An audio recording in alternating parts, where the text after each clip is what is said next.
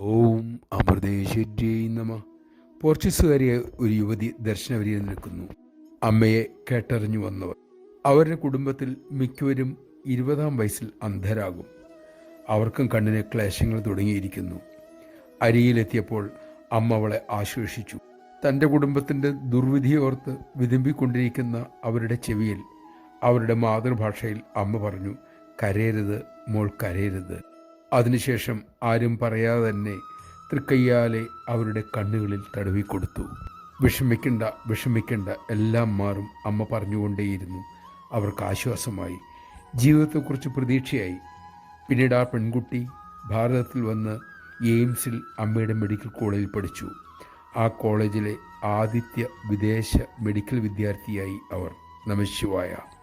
അമ്മയുടെ കൃപയ്ക്ക് വിധിയെ മാറ്റി എഴുതാനാകും. ആ കൃപയ്ക്ക് അർഹരാകും വിധം ജീവിതം ഒരുക്കുവാൻ നമുക്ക് സാധിക്കട്ടെ.